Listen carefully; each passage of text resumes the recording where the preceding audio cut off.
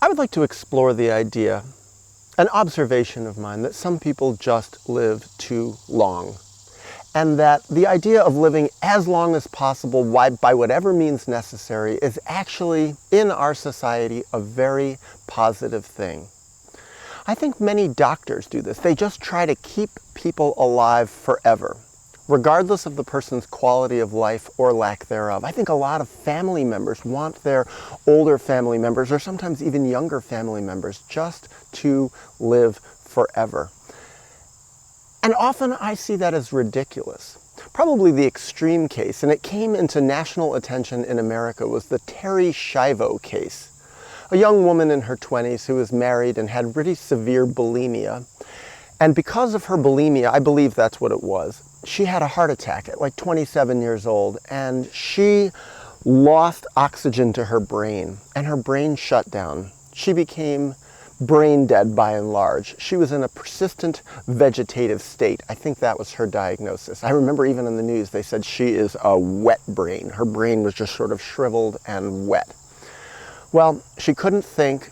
She didn't know who she was anymore. She couldn't move. Maybe her eyes twittered a little bit, because that's just sometimes what happens, even if the brain doesn't work really anymore. Well, what happened is there became a big conflict between her husband, who said, pull the plug. She was on life support. She had no more quality of life. He said, just pull the plug. Let's move on. Let's let her go to the next place, whatever that might be. Well, her parents came in, no, we're going to keep her alive. And they fought, and it became a major legal battle, to the point that it went, I believe, even up to the Supreme Court. George W. Bush, the president at the time, stepped in. He signed legislation to keep her alive. She has a right to live. Well, eventually they did pull the plug, and she died. But I remember that as just sort of this ridiculous, extreme case. I remember watching both of my grandfathers becoming old, living with severe dementia, becoming decrepit, miserable, lonely, in terrible physical turmoil. One of my granddads couldn't walk, couldn't do anything, cried all the time, didn't know who anybody was.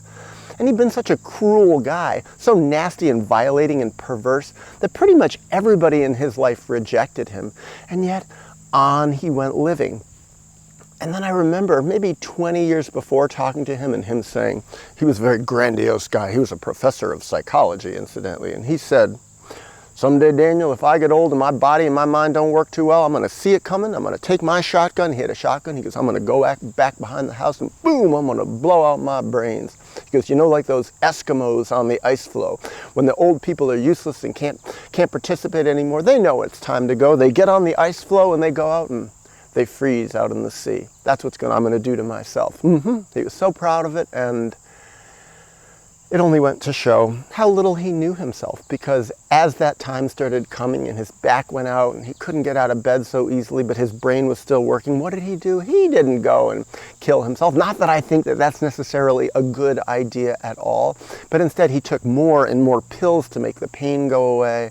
And then as he started losing his mind and went into dementia, he saw it coming, but he fought against it and took more pills. He became a human pill machine, a garbage disposal, a composter for pills and pharmaceuticals and everything. And eventually his teeth fell out, he lost everything, and he just lay in bed. And it went on for years and years and years. He died at 99 years old. And I thought, the last 10 years of his life, what value was this? And what cost to society, to his family, to the world? How much better those resources that went to him could have been devoted to so many other things. It really made me question in my personal life. And I saw it with my other granddad, living in a home, isolated, lonely. My dad didn't want his father anymore. The rest of my dad's family, they didn't want him. They forgot about him. When I went to visit him in this Alzheimer's home, everyone's like, why are you going? He won't even know who you are. He doesn't care. Better to just remember him like he was. But no, I went there. He was strapped in a chair and he had all these health aides around him. He had urinated on himself and he was babbling. He didn't even speak English anymore. And it was like, and true, he didn't know who I was. And I thought, they're keeping him alive. They're feeding him. It's like kind of, in a way, for what? What has our society become? And so when I get down to it, it makes me question, what is the purpose of life? And I think so often these people who, even when they were functional, my granddads for perfect examples. Even when they had their brains and their bodies, they were so disconnected with so much of themselves. They were disconnected with their altruism, with their goodness. They were like traumatized children, growing older and eventually becoming old men. They were stunted to very early ages because the awful things that happened to them. And they never dealt with it. They were always living for comfort, living for external things, living for relationships and sex. Both my granddads were having affairs. My mom's father, the one who was old and in bed and lived to 99, always having affairs. Everybody knew about it. People didn't want to cross him by calling him out. I called him out on it once. Oh, he hated me. He threw me out of his house. It was terrible. It was painful. Well, what I think is so often, people aren't really connected to who they are. They're not really connected to the truth of their real selves. Instead, they live this false self on the outside. They're not connected to the real true child within them. They're blocked by their traumas from being connected to their real honest core of truth. They can't work out what happened to them, and as the result of that, in a way, they're really not even living at all. They're not living true, they're not living honest, they're not living ethically, they're not living in a way that's really useful for the planet. Instead, what I see is most people are living for comfort. They're living for distraction. They're living for enjoyment. Or they're just wallowing in their pain. A lot of people just go through their lives as victims, miserable, unhappy, but not grieving, not turning their misery, their unhappiness, their depression into something that's of meaning. Because to grieve, to really uncover what happened to us and to feel our feelings is incredibly painful. And there are consequences. It means going against society, but really underneath that, the fundamental society of the child. It means going against the family system. And that's painful and that's scary. But in my experience, having really profoundly broken away from my family of origin, I realized the sky is blue on the other side. Life is so much better for me, away from my traumatizers. Even if they don't or can't traumatize me so much now that I've become independent, I still see the remnants of what they did to me, and I don't want to be around those people. And this is true in general. I don't want to be around toxic people. I don't want to be around people who are very shut down and broken and have intimate relationships with them. I'd rather be around healthy people who are growing and real and much more honest. And so when I think about this idea of so many people having this purpose of living forever, if possible, denying death, living in terror of death, what's going to happen? I think really they're not afraid of dying. I think they're afraid of their false self breaking down. I think they're afraid of feeling their feelings. I think they're afraid of going back to the despair that they felt in childhood that they have blocked. And really what they want to do is keep those walls up, those internal walls that keep their pain and their sadness and their rage and frustration and feelings of betrayal. They want to keep it away, keep it at bay.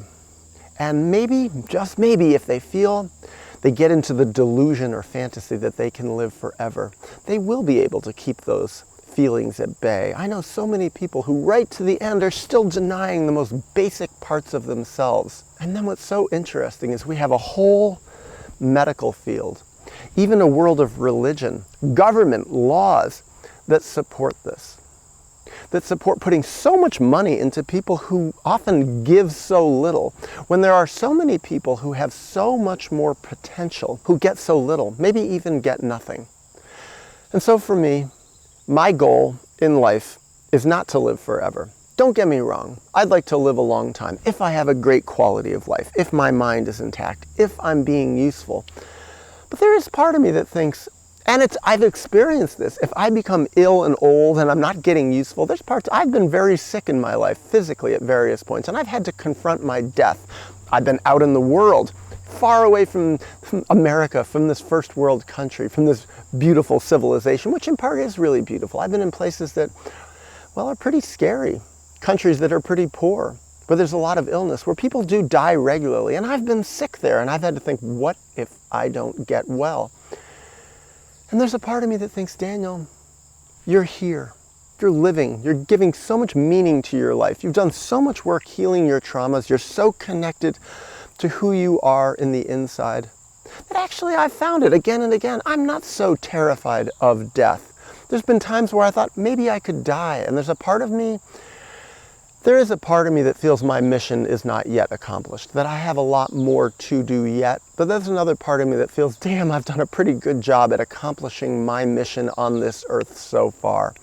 And the part of me that's accomplished what I wish to have accomplished so far feels, I've lived present, I've grown, I've done such a massive job healing myself and being real and being honest and being an example of truth to the best of my ability, that part of me feels that if it's time for me to move on, to die, to go to a place that may not exist at all, or maybe is something even better, that I'm ready for it. And then there's another part of me, and I think this is probably part of why I keep fighting back internally, even my immune system being connected to my psyche, that says, Daniel, you are going to get well.